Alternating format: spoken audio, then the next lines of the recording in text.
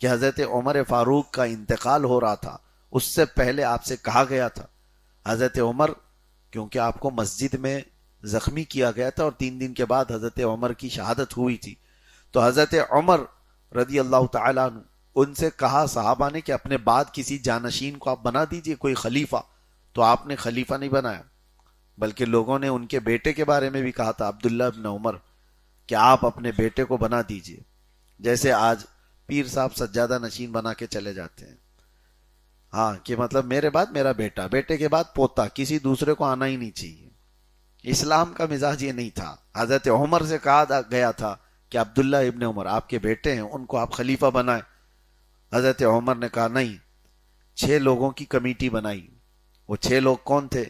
اس میں حضرت عثمان، حضرت علی، حضرت طلحہ، حضرت زبیر، حضرت عبد الرحمن بن عوف، حضرت سعد ابن ابی وقاص، یہ 6 لوگوں کی کمیٹی بنائی، اور اس کے بعد کہا کہ میرے بیٹے عبداللہ ابن عمر کو بھی ساتھ میں رکھ لینا، بٹھا لینا، لیکن خلافت میں اس کا کوئی حصہ نہیں ہوگا۔ یہ آپ نے صاف طور پر فرما دیا، خلافت میں ان کا کوئی حصہ نہیں ہوگا، چاہے تو یہ 6 بڑے صحابہ ان کو ساتھ رکھ لیں۔ اور اس کے بعد پھر حضرت عمر نے یہ بھی کہا اگر سعد ابن ابی وقاص خلیفہ بن جاتے ہیں تو وہ ان کا حق ہے، ورنہ یہ 6 لوگ جس کو منتخب کریں وہ خلیفہ ہیں۔ پھر وہ خلافت کیسے طے ہوئی تھی؟ اس وقت اس میں حضرت عبد الرحمن بن عوف کا بڑا کردار تھا، حضرت طلحہ، حضرت زبیر، یہ 2 صحابہ ہیں جن کو حضور صلی اللہ تعالی علیہ وسلم نے مدینے میں بھائی بھائی بھی بنایا تھا، اور حقیقت میں یہ بھائیوں سے زیادہ قریب رہ کر کے زندگی گزارے۔ وہ کمیٹی میں تھے۔ حضرت سعد ابن ابی وقاص حضرت عثمان کے حق میں تھے، حضرت طلحہ اور حضرت زبیر۔ پہلے سب کو کہا گیا کہ آپ اپنا بتائیے، آپ میں سے کون کینڈیڈیٹ ہے؟ تو حضرت طلحہ نے اپنا منع کر دیا، حضرت زبیر نے اپنا منع کر دیا کہ ہم خلافت کے امیدوار نہیں ہیں، لیکن آپ میں سے باقی لوگوں میں سے کوئی اگر خلیفہ بننا چاہے تو ہم اس کو سپورٹ کرتے ہیں۔ تو 2 لوگ الگ ہو گئے، اور اس کے بعد حضرت عبد الرحمن یہ اکیلے تھے، حضرت سعد ابن ابی وقاص، ان سے پوچھا گیا تو حضرت عثمان غنی کے حق میں تھے اور خود بھی نہیں۔ اب بچتے تھے صرف 2 ہی لوگ، حضرت عثمان اور حضرت علی، اور حضرت عبد الرحمن بن عوف دونوں سے جا کر الگ الگ بات کرتے ہیں۔ دونوں سے حضرت عثمان سے کہا کہ اگر علی خلافت پر بیٹھے تو آپ کیا کہیں گے؟ حضرت عثمان نے کہا کہ میں ان کی بیعت کر لوں گا۔ پھر حضرت علی سے جا کر پوچھتے ہیں کہ اگر عثمان ابن عفان کو خلیفہ بنا دیا جائے تو آپ کیا کہیں گے؟ حضرت علی کہتے ہیں جو آپ کا فیصلہ ہوگا میں بیعت کر لوں گا۔ تو جب یہ ساری باتیں ہو گئی تو حضرت عبد الرحمن بن عوف نے اس کمیٹی میں ایک رول ادا کرتے ہوئے اعلان کیا کہ ہم اس بات پر متفق ہیں کہ عثمان ابن عفان کے ہاتھ پر بیعت کریں۔ باقی سارے صحابہ میں اس وقت حضرت طلحہ بھی تھے، سبوں نے حضرت عثمان غنی کے ہاتھ پر بیعت کر لیا۔ اب یہاں تک بات تو ٹھیک ہے، حضرت عثمان غنی کا زمانہ 12 سال چلا، ان کے بعد جو مسئلہ آیا، حضرت عثمان غنی کے بعد باقی یہ کمیٹی کے پورے لوگ موجود تھے، سب تھے، حضرت سعد ابن ابی وقاص، حضرت عبد الرحمن بن عوف، حضرت طلحہ، حضرت زبیر اور حضرت علی۔ اب مسئلہ حضرت عثمان کی شہادت کے بعد جو آیا، لوگ سب کے سب آئے حضرت علی سے کہنے لگے کہ آپ خلافت کے زیادہ حقدار ہیں، آپ بیعت لے ہم سے۔ حضرت علی نے فرمایا تم لوگ مت بولو یہ سب چیزوں کو، ہاں بدری صحابہ اگر مجھ سے کہتے ہیں تو میں آتا ہوں۔ تو بڑے بڑے صحابہ آئے، ان میں سے سب سے پہلے حضرت علی رضی اللہ تعالیٰ عنہ کو ان کے گھر سے ممبر پر لانے والے حضرت طلحہ بن عبید اللہ تھے۔ یہ ظالم آج حضرت طلحہ کو گالیاں دیتے ہیں، جب حضرت علی رضی اللہ تعالیٰ عنہ ممبر پر سے اعلان کرتے ہیں کہ بدری صحابہ اور حضور کے بڑی عمر کے صحابہ یہاں موجود ہیں، انہوں نے مجھے اس ممبر پر بٹھایا ہے، تو میں اعلان کرتا ہوں کہ مجھ سے پیش رو جو خلفاء تھے میں ان کا جانشین ہوں۔ جیسے حضرت علی نے یہ اعلان کیا، سب سے پہلے حضرت علی کے ہاتھ پر بیعت کرنے والے حضرت طلحہ بن عبید اللہ۔ لیکن تاریخ کا ایک حصہ ایسا ہے کہ یہی حضرت طلحہ ہیں، یہی حضرت طلحہ دیکھیں مشاجرات صحابہ کو بیان کرنا منع کیا گیا ہے. مشاجرات صحابہ کا مطلب کیا ہے؟ صحابہ کے درمیان جو آپس میں جو لڑائیاں ہوئی ہیں، سنی ان کا ذکر ایسا نہیں کرتے، اس لیے کہ سب کی کیپیسٹی اتنی نہیں ہے کہ ہم ان بڑے لوگوں کے درمیان ہوئے معاملات کو جج کر سکیں. ہوتا کیا ہے، ایک پلہ بھی تم نے بھاری کر دیا تو دوسرے کو آپ اپنے دل سے اتار دیں گے اور اس کو گمراہ کرنے لگ جائیں گے اور خود گمراہ ہو جائیں گے. اس لیے صحابہ کے درمیان جو معاملات ہوئے ہیں ان کا چرچا نہ کریں، یہ گمراہ لوگوں کی عادت ہے. اور آج کھلے عام یہ انٹرنیٹ پر چل رہا ہے، مناظرے کر رہے ہیں. حضرت علی حضرت معاویہ کے بیچ میں جو معاملات ہوئے، یہی بات ہے کہ حضرت طلحہ حضرت زبیر دونوں عشرہ مبشرہ میں سے، حضرت طلحہ حضرت زبیر عشرہ مبشرہ میں سے، لیکن اتفاق ایسا ہوا کہ یہ دونوں حضرت علی کے آمنے سامنے آ گئے. ایک جنگ ہوئی ہے جس کو جنگ جمل کہا جاتا ہے. اس جنگ میں حضرت طلحہ حضرت زبیر سامنے کی طرف تھے اور حضرت علی دوسری طرف تھے. اور صرف یہ تین میں نہیں، دونوں کی طرف بڑی بڑی فوج بھی تھی. جنگ بھی ہوئی اور اس میں بھاری نقصان بھی ہوا. اس وقت حضرت طلحہ رضی اللہ تعالیٰ عنہ حضرت زبیر گئے کیوں تھے حضرت علی کے خلاف؟ اس کی وجہ صرف یہ تھی کہ حضرت طلحہ حضرت زبیر حضرت عائشہ صدیقہ ام المومنین، ان سب کا مطالبہ تھا، ان سب کا ایک مطالبہ تھا حضرت علی سے کہ اب آپ خلیفہ بنے ہیں، فوراً حضرت عثمان کو جنہوں نے قتل کیا اس کا بدلہ لیجیے. آپ بات سمجھ میں آ رہی ہے؟ یہ بات اٹھی ہوئی تھی کیونکہ حضرت عثمان غنی کا قتل ہوا تھا. خلافت کے منصب پر ہوتے ہوئے ان کے گھر میں آ کر کے بلوائیوں نے حضرت عثمان غنی کو قتل کیا تھا. ایک وقت کے رننگ خلیفہ کو قتل کرنا یہ معمولی بات نہیں تھی. اسلام کی اس کے ساتھ عزت جڑی ہوئی تھی. تو یہ جو بڑے صحابہ تھے حضرت علی سے یہ مطالبہ کر رہے تھے. اور حضرت علی کیا کہہ رہے تھے؟ حضرت عثمان کے قاتل، یہ جیسے موب لنچنگ ہوتی ہے، موب لنچنگ میں کس کو سزا دی جائے گی؟ کسی ایک آدمی کو پوری بھیڑ نے اکٹھا ہو کر کے مارا ہے، تو آج یہاں پر بھی یہی ہوتا ہے نا. تو کس کو سزا دیں گے؟ مرڈر کی سزا کس کو دی جائے گی؟ یہ تو بڑا مسئلہ ہے، کریٹیکل ہے. آج تو چلے پولیس ویڈیو سے سب سے پہچان کر کے پکڑ لے گی کہ فلاں فلاں تھا. پہلے کے دور میں اگر ایک بھیڑ جمع ہو کر کسی کو قتل کر دے تو پتہ کس پر ہو، الزام کس کے سر پر ہو.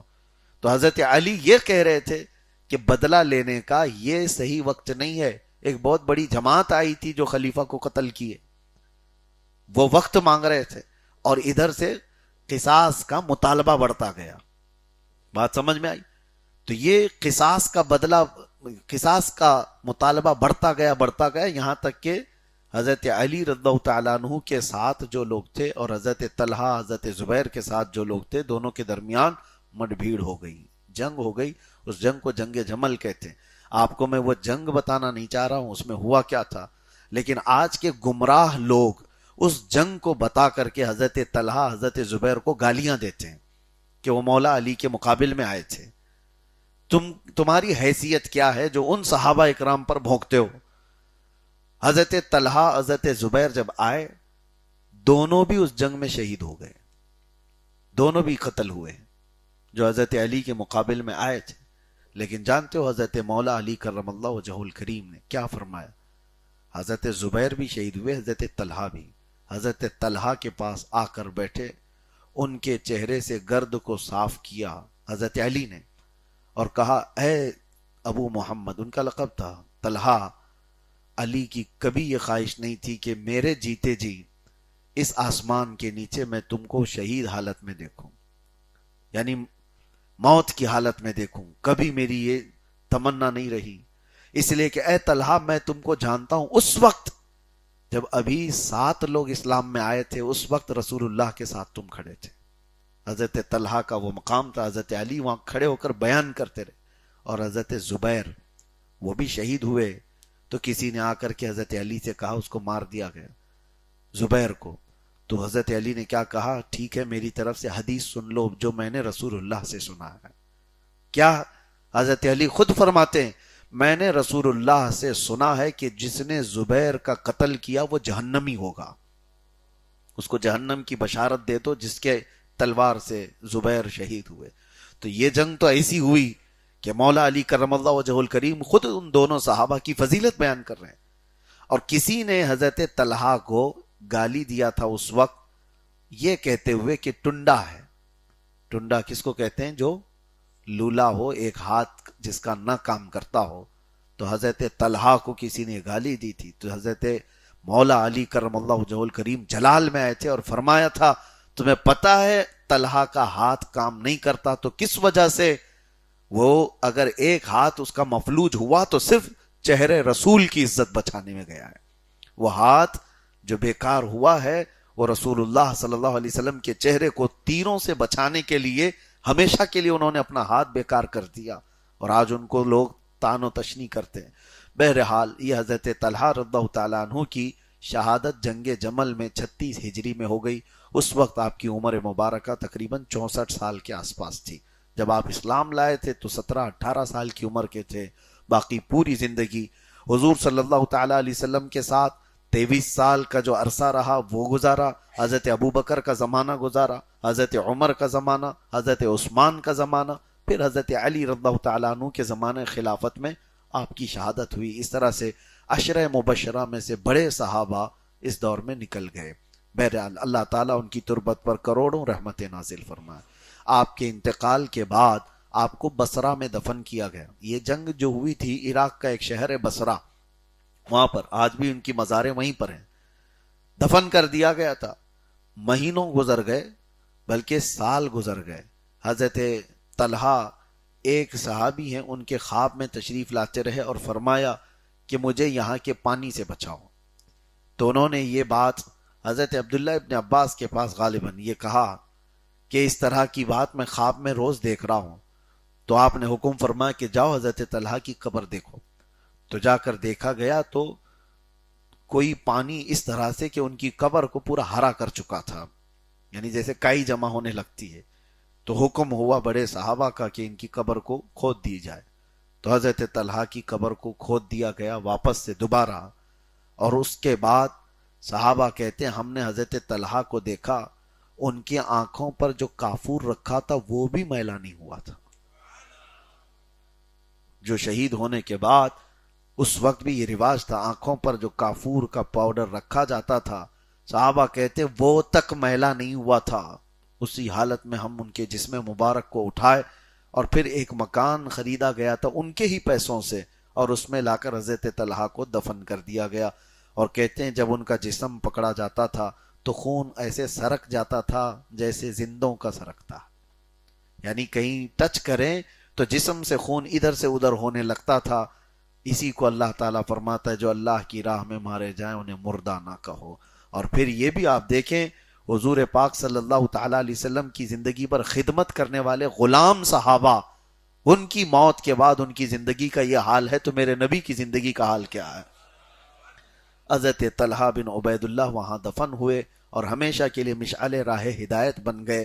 آج اخیر میں پھر میں یہ کہتا ہوں مولا علی کرم اللہ وجہ الکریم اور حضرت طلحہ حضرت زبیر کے متعلق کبھی کوئی ایسا کھٹمل تم سے بات کرنے لگے تو پھر آپ بتا دینا یہ وہ صحابہ ہیں جن کو رسول اللہ نے دنیا میں جنت کی بشارت دی، تو گالیاں دے کر کے اپنے جہنم کی بشارت کیوں لیتا ہے؟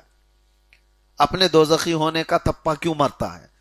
اس لیے ہمیشہ ایسی بحثوں سے دور رہیں۔ بہت سارے لوگ یہ بھی کہتے ہیں یہ حدیث میں وہ ہے، وہ حدیث میں، اتنا تو آپ کو معلوم ہونا چاہیے کہ وہ 10 صحابہ جن کو حضور نے دنیا میں جنت کی بشارت دی ان میں حضرت طلحہ بھی ہیں، حضرت زبیر بھی ہیں اور حضرت مولا علی کرم اللہ وجہ الکریم بھی ہیں۔ اگر ان کے معاملات کچھ ہوئے تو ظاہر سی بات ہے ان سے بڑا ان کا فیصلہ کرے گا، چھوٹے لوگ نہیں۔ وہ صحابہ تھے، ان کے درمیان کے معاملات کا فیصلہ یا تو رسول اللہ کریں گے یا قیامت کے دن رب ذوالجلال فرمائے گا۔ اللہ تبارک و تعالی اہل سنت و جماعت کے اس عقیدے پر ہمیں مضبوطی سے قائم رکھے اور ہر طرح کے فتنوں سے اللہ ہماری حفاظت فرمائے۔ صحابہ اکرام کا فیض اور ان کے برکات اللہ تعالی ہماری اولاد میں بھی ظاہر فرمائے۔ وآخر دعوانا ان الحمد للہ رب العالمین۔ السلام علیکم۔